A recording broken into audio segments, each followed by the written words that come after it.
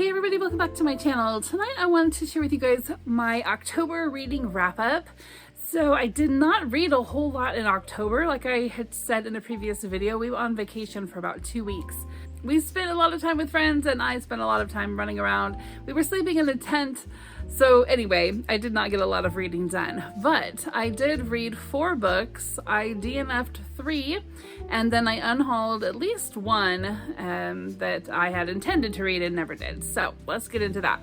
The one that I unhauled was called The Guest Book. That was by Sarah Blake. I ended up choosing that for my TBR game, and I just never got into it. I read the back a couple of times and thought maybe I would. It's something that has been on my TBR for several years. I chose it because I had read her book called Grange House and really loved that, and so I thought I would love this one as well, and I probably would love it. But my TBR game says that if you don't read it by the end of the month, it's gotta go. So I did not get to it. Maybe serendipity will bring it back around again one of these days, but for now it's gotta go, so I'm trading it online.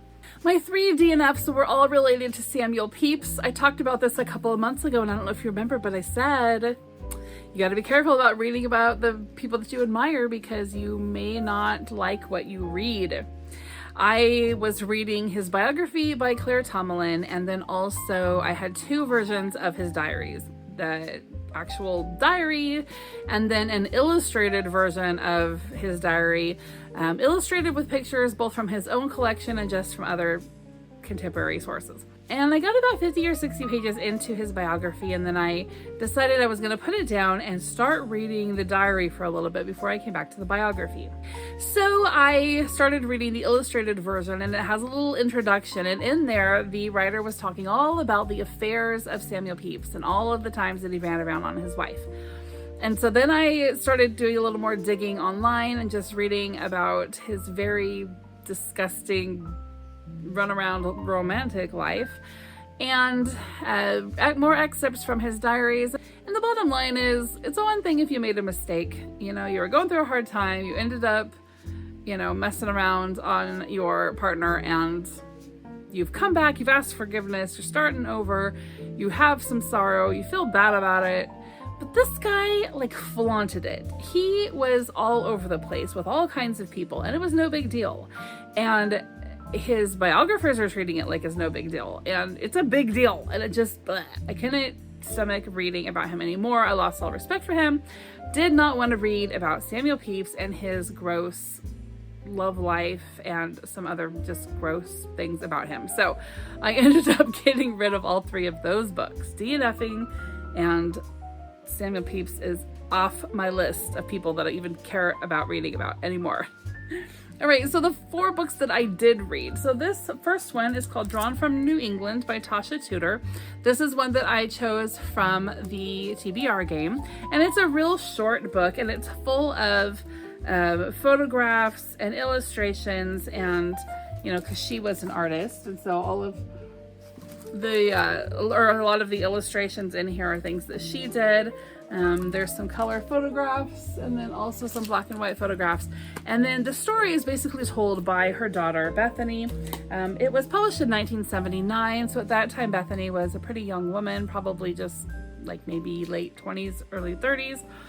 And she paints her mother in a very good light. She makes her sound like the most beautiful, wonderful, fantastical person. Her childhood was absolutely ideal and, you know, just magical and all the things. And she just makes it sound too good to be true.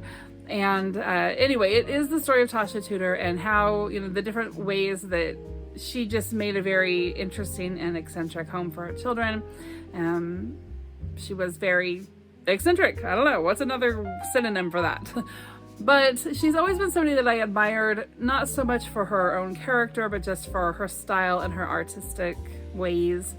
But anyway, the story was just so over the top of how wonderful her mother was, which was sweet, and sure, I would love it if my daughters would write so sweetly about me. But the thing is in later years, when Tasha Tudor passed away, and of course this isn't in the book because, again, published in 1979, but later years have revealed that that childhood wasn't quite what this daughter had made it out to be. So there were 2 boys and a girl, Bethany, the one that wrote the book. And when Tasha Tudor passed away, they fought over her estate so badly, to the point where not only did they divide up the estate, they actually divided up her ashes after she was cremated and took some of them to one side of the estate and some of them to another side, so that the warring siblings could have part of their mother on each estate. And I just can't, I don't know. For me, that just is too much.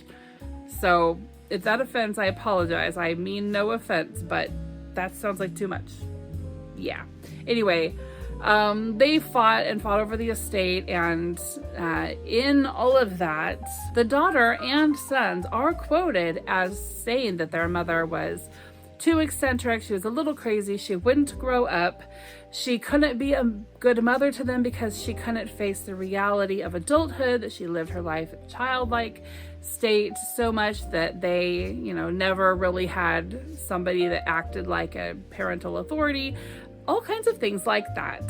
This book gives you that impression that that's probably how things were anyway, but to have them say that, right, it wasn't all peachy, as this daughter made it out to be way back in 1979. So I enjoyed the story. I still love Tasha Tudor's art. I'm still planning on actually making a video showing you guys some of her stuff and talking a little bit about her, but the biography, like I said, if my daughters were something about me, I would hope that it would be sweet as well. Next up, I read A Wiltshire Childhood by Ida Gandy. This is something that I picked up when I was in Wiltshire. Actually, no, I didn't buy this in Wiltshire. I bought this in Bath, but I had gone to Wiltshire the day before to, do the Stonehenge thing and all that. And so I picked up a story about this woman's, it's basically her memoirs of her childhood, and I'm gonna have to reread this at a later date because I don't know what was going on. I don't know if I was just too preoccupied with all of the things that I had to do in the month of October, but I read this towards the beginning of the month and I could not just really follow it very well. Each chapter is a different portion of the girl's life and they don't seem to go in order. It seems that she just kind of wrote down a bunch of stories about her life and then put it in a book, which is fine, but I just wasn't following it well. It wasn't hard to understand. I just was totally distracted the entire time I read this. But one thing I did take away was her mother was really harsh. I did not enjoy reading about her mother, the way that she treated her and her sister. They just wanted to have fun and enjoy, their childhood and their nature and all these things. And the mother wanted them to be, their parents, their father was like a, whatever you guys call it, pastor, of a church. And so the mother, of course, was just like wanting them to be good examples, and she didn't want to be embarrassed by their country-ish behavior, and always seemed to wish that they would be like the other children, and that just rubbed me the wrong way. I did not like that at all. And I guess another thing that kind of bugged me too was just kind of the irony of the fact that they are the daughters of a pastor, yet when they encountered a woman who was feeling very hopeless and depressed, she was asking them about the meaning of life, like what's the point of, me even living, and they did not have an answer for her. And so, I feel like if you're going to lead a church, your first step is to lead your own family, right? And so if his daughters did not even know how to speak some biblical hope into this woman, that guy had no business running an entire church if he couldn't even teach his daughters those basics. But that's just my opinion. Moving on. The next book I read was The Foundling by Stacey Halls. This is something I got for my birthday, and so I started it that very night, went right through it. I really enjoyed it. Okay, I don't know if I like really enjoyed it. I did give it 3 stars, but I liked it. It was a good story, and I'll keep it around and probably read it again. There was just a few hangups that I had, just kept it a little bit too fantastical for me. So this story basically has 2 main characters, and we hear from both of them. It starts out where we hear from a young woman who has found herself pregnant, and she is going to give her baby up at the Foundling Hospital. And the idea is that if she leaves her name and a token, some kind of, Little Orphan Annie had like the half gold necklace thing, something like that. You leave some kind of a token, and then when you want to come back and get your baby, then you have to, obviously give your name and identify the token that you left. And that is a sign that you are the baby's parent, or at least have, knowledge of the parent or permission or whatever. So that happens. The girl leaves her baby, leaves a token, and goes home. And she spends the next 6 years saving up so that she can earn £2, because she figures £2 should be more than enough to buy back her baby from the Foundling Hospital. I mean, they have to pay for the room and board, basically, that the baby has received. But 2 years worth of income for this shrimp seller, she figures that should be plenty enough. Well, she gets there and they're like, well, no, it's actually £6. And she's like, I could never, ever raise that much money. The girl will be grown and gone by the time I would raise that much money. And so they are willing to work with her. And so they go back and they kind of look in, the girl's file or whatever. And they find out that there is a record saying that the mother had already come and got her baby just the day after leaving her there, and had given her name and had presented, evidence of the token or whatever, and took her. And so the girl, of course, is just devastated and shocked and wondering, how could this happen? And then it switches to the woman who is raising the daughter. And so it goes through that story, and it just goes through the storylines of these 2 women, and really the question of what does it mean to be a mother, and, how is that defined, whatever. And so you find out how the mix-up happened and whatever, all that stuff. I think the kind of far-fetched part for me was just about, some elements of the story just falling into place too easily, and the ending just kind of wrapping up neatly, and things that probably wouldn't really happen in real life, happening. So, but I did like the story. One thing that I've noticed in some of the literature that I have read lately, some of the, recently published stuff, is how different mental conditions or emotional conditions like depression, or things like autism, or just things that people struggle with, are just being treated with such a compassionate viewpoint by the authors that are writing about them. And in this book, we do have a character who deals with some anxiety issues that are very crippling, and just the way that is approached and the compassion that is shown to this person, I think, is pretty fantastic. I really enjoy that new thing, right, of making all kinds of personalities and all kinds of disorders, if you will, and just all kinds of people, normalizing it, right? And I think through literature is one way that we can kind of better understand the people that are actually in our real lives, right? When we read about these characters and how well they are being treated by the other characters in the story. So liked that element as well. I will try to start mentioning content warnings in my videos, because I have found that quite a few people who watch my videos are looking for clean reads. And so this one has a little bit of profanity and just a couple of scenes.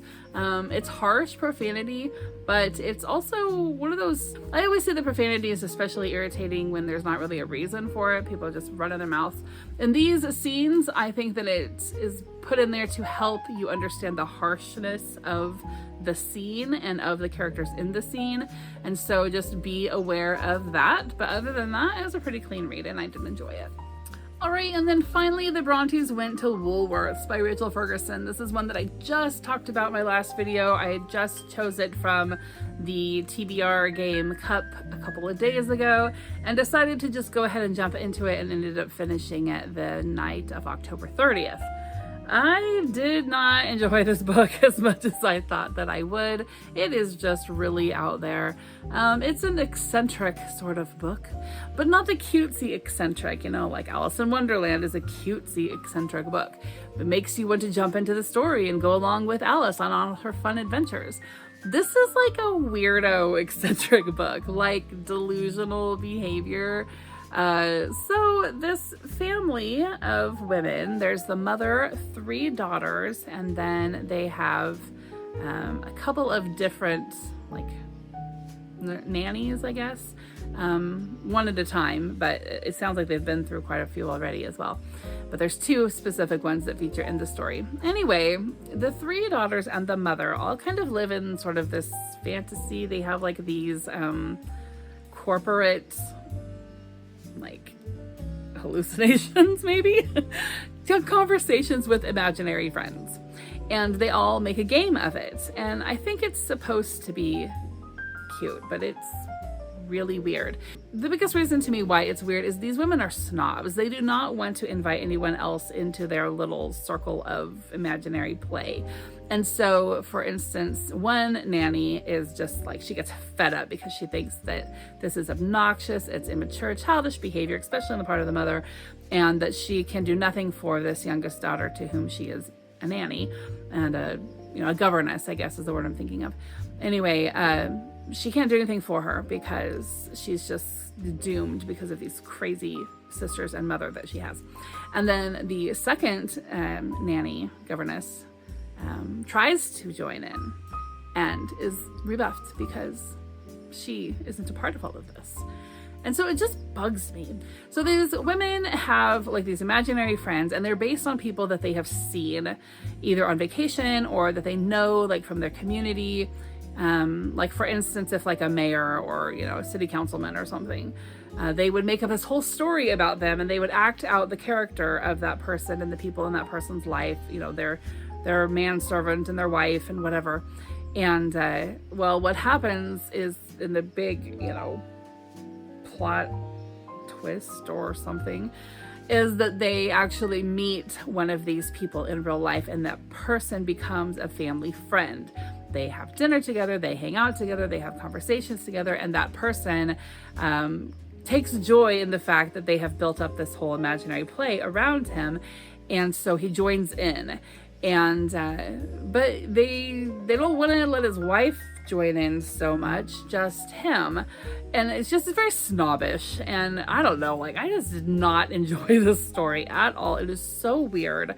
If you didn't read the back of the book, which explains to you that the majority of their conversations are all just with imaginary people, you would be so lost. Like this book was not for me at all. It's kind of like if all of the Little Women daughters just like went totally mentally deranged, because that is kind of what's going on here. You've got like the narrator daughter is sort of boyish, thinks of herself as the man of the family. You've got the mother who is almost on a peer level with the daughters. The daughters and mother all really valuing home and family time together. There's no husband in the picture.